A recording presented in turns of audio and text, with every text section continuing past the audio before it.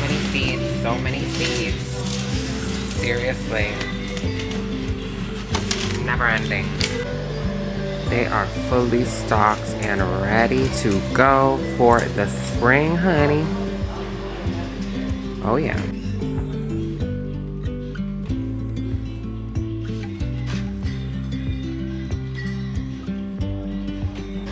Alright, we have some potting mix that I'm going to probably pick up for some winter sowing.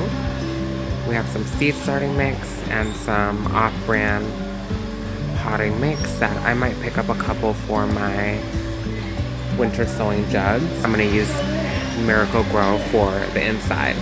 You got $100 worth of seeds. I don't know and I don't care. Hi everyone, I am back inside and I wanted to share what I got at Job Lot. I obviously went overboard like I usually do, but you know, who am I hurting? I have a lot of seeds here that I'm going to go through. I'm going to start off with the flowers and things that I am going to be winter sowing. And then I'll end up at the veggies and herbs that I plan to grow in the garden. So this is a Job Lot haul.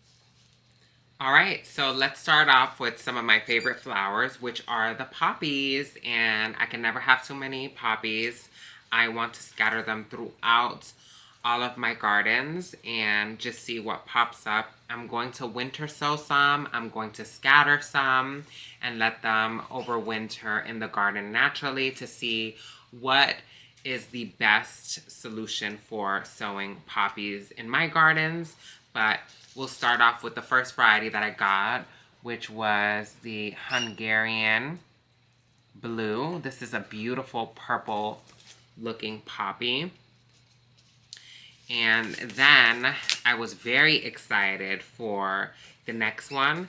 These are giant peony mixed poppies and they have that nice peony looking flower. I'm very excited for these. I've never grown a peony poppy, so I would love to see how that's gonna look in the garden.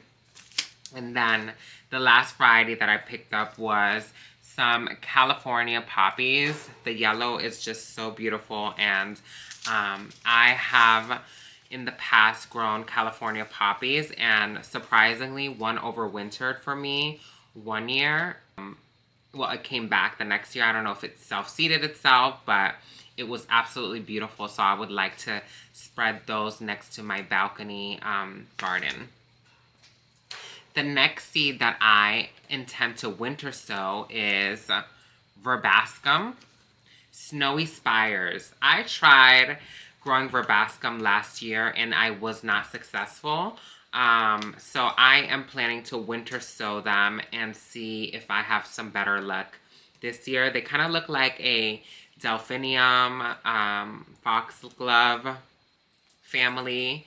And so I would really like to see this in the garden. Talking about delphiniums and foxgloves, I picked up this beauty, Foxglove Excalibur Excelsior Mix. I don't know if I'm saying that right.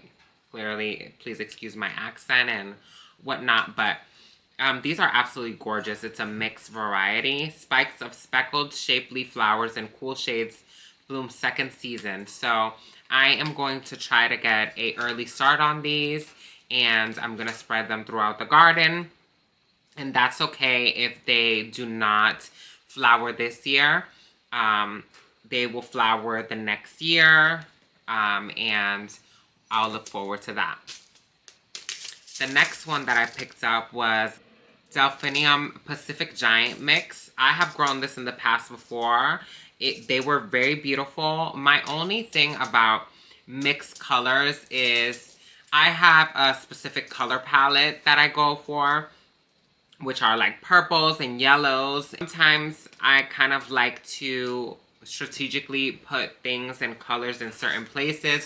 So when I have a mixed packet like this, it's hard to know what you're gonna get.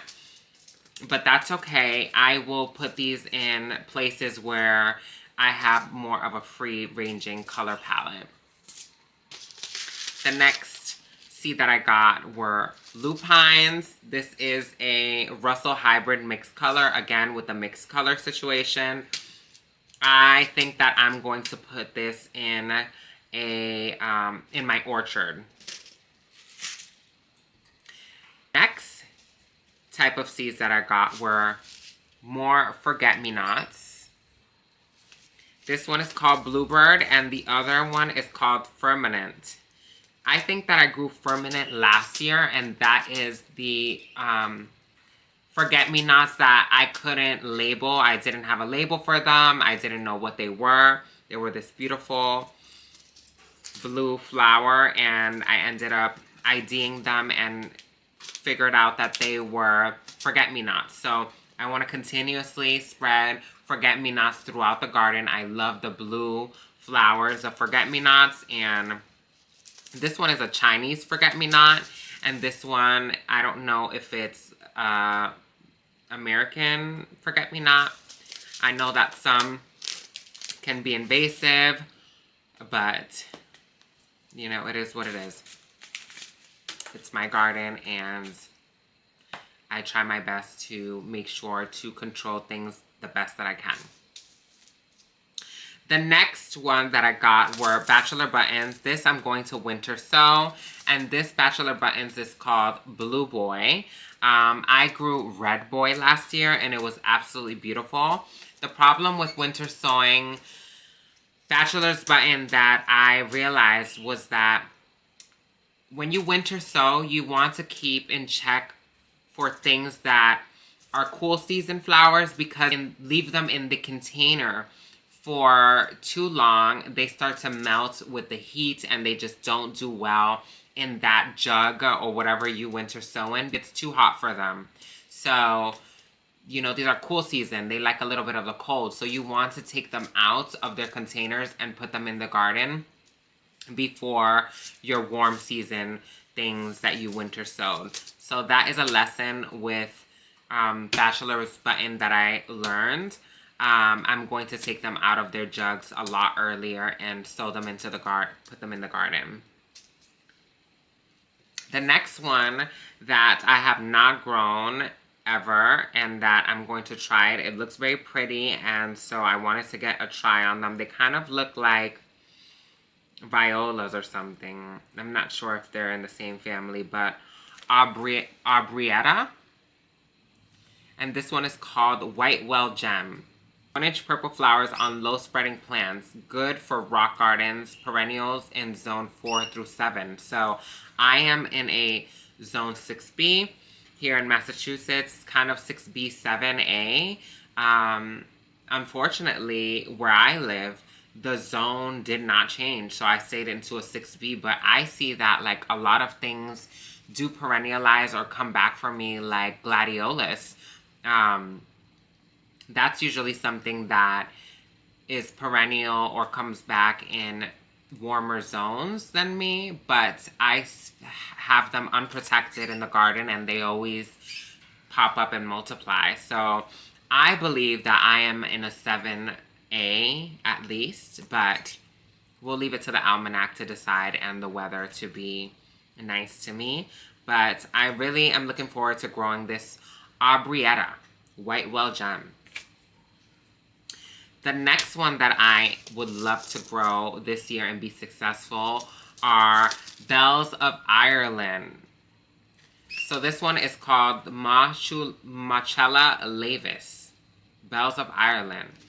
I see Bells of Ireland in a lot of cut flower gardens, and I see them in a lot of arrangements, and they're just absolutely so beautiful.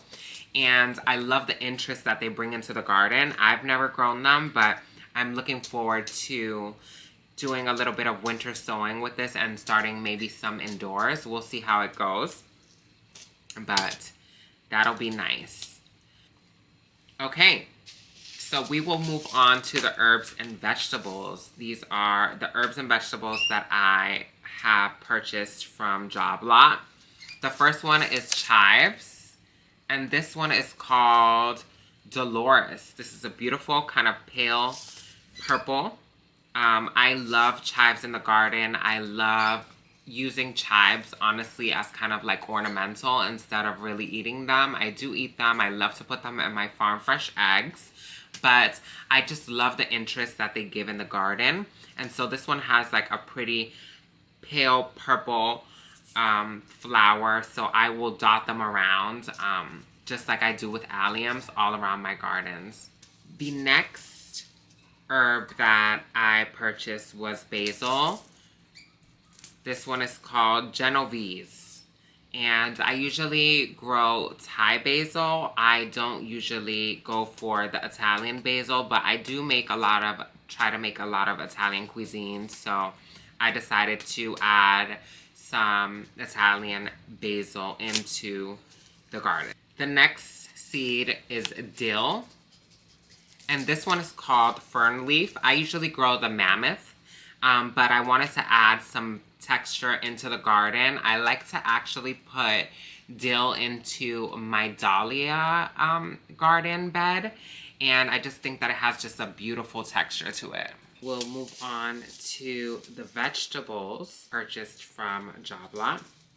And the first one that I purchased was arugula. And this one is called Rocket. I've never grown arugula in my garden. I've heard that it is a good reseeder. I don't know for sure if it's a good reseeder in zone 6, but I actually really like arugula in my salad, and so I plan to grow some of that. I also got kale. This one is called kale lacinato. Lacinato. Something like that. Flavorful Italian heirloom. Crinkled leaves have an excellent flavor when harvested young and after first frost. I love how deep blue it is. And then I purchased this tomato, and it's called Bush Steak Hybrid. And this is a determinate tomato. Determinate tomatoes are different than indeterminate tomatoes because determinate tomatoes are usually bushier, smaller plants that you usually get one big harvest from, versus interdeterminate tomatoes that really take off and keep growing as you cut your tomatoes off of it, and they get huge. So I like to put my determinate tomatoes in some of my garden boxes and containers, and I mix them sometimes with flowers and other herbs because they stay more compact. And this one says it is a dwarf plant, so I'm actually very excited about that because it says 1 plant per 24-inch container. So I can put this around in certain little pots. The next veggie that I got is lettuce. It's called 4 Seasons, and it's an heirloom butterhead with remarkable cold hardiness, perfect for spring and fall winter harvest. So this one I purchased because it reminds me of, if I am not mistaken, Baker Creek's Marvel of 4 Seasons. Maybe it's the same one. Maybe I'm mixing them up, but I really love Marvel of 4 Seasons, so I definitely would want to grow that one and this one, and if it's the same, I'll grow both of them, but we never shy away from lettuce at my place. We love lettuce. We love our salads. The next one that I'm actually going to try to winter sow this year to see if I can get an early start, because I'm usually way too late, is broccoli. And this one is called Sun King Hybrid. This tasty broccoli has 6 to 8 inch heads and great leaf cover, exceptional heat tolerance. So my problem is that every time I try to grow broccoli, I just fail miserably. Last year, I did better than the previous years, and I got a couple of small heads, but By the time that they were able to harvest, they were already starting to flower. And so it just got really hot quick, and our temperature was all over the place last year. So I'm hoping that if I winter sow these, I can get a good early start, and I'm going to try to grow some in the house as well and see if I can finally get some broccoli. I love broccoli. We'll see. The next one that I also haven't been successful with, I got like 2 okras. So it's this okra called Go Big. And this one is towering plants produce a payload of big, luscious green pods, ready to rock gumbos and stews with soul power. So we love soul food, and my family loves okra, so I will definitely be growing this to give to them. My next veggies that I got are some that I use mostly for ornamental. We do not eat a lot of sugar pea pods or snap peas. I think they're beautiful. I think they taste great, but I'm not really a sugar pea and snap pea kind of girl. It's not really in Dominican cooking, but I like to grow them for vertical interest in back of my tomatoes, in back of my trellises in the gardens. My boyfriend really loves snap peas, and I am growing them this year because I'll have someone to eat these snap pods. And so I got 2 varieties.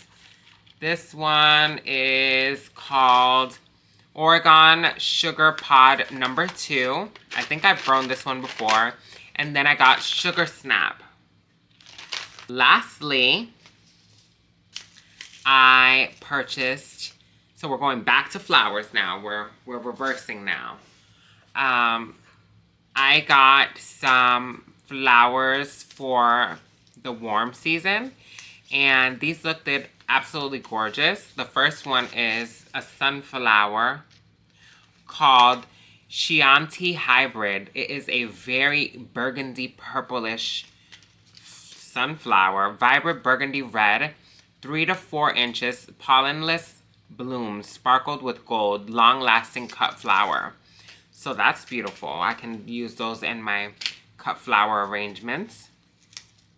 Then I got a zinnia called Exquisite. These are beautiful, and these say that they're Burpee Bread Heirloom. Large 4 to 5 inch blooms open red and age to soft pink. That's beautiful. I love that. Then this is a flower that I usually see in seed displays, and I always buy them and I never end up planting them. And they are the Tithonia Mexican sunflower, and I haven't seen this variety. This one says Torch, and this one says spectacularly fiery orange red daisy-like flowers, 3.5 across on tall, robust, bushy plants. So I plan to put that in front of my gazebo. And lastly, I purchased a marigold, and this marigold is called Key Lime. Last year, I grew some zinnias that were called Envy, and they were a limey color, and they were just absolutely beautiful. And I am looking to grow that variety again. And so when I saw this marigold and it said Key Lime, I just think that that chartreuse, beautiful, limey green color in the garden is absolutely breathtaking.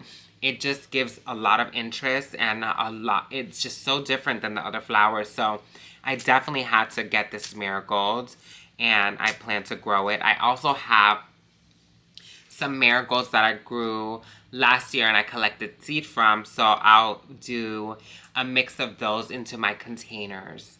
And yeah, so these are all of the seeds that I bought from Job Lot. And I will show you all the stack, honey, because the stack is stacking, okay? She wasn't playing with Job Lot. I ran to the Job Lots. I have been looking all over for the seed displays and I haven't found one, and they finally put them up near me. So here we are. I kind of went overboard and I don't care. I love it. And I am so excited to grow these varieties and give them a go. I'm so excited to start my winter sowing, which please tune into my videos because that's the next thing. I'm going to start my winter sowing and show you all what I'm going to winter sow and also what I'm going to sow inside and start them early. So please like and subscribe to my channel. Let me know what you're growing and what you picked up from Job Lot, if anything. And I hope you have a wonderful rest of the week and happy growing. Bye, everyone.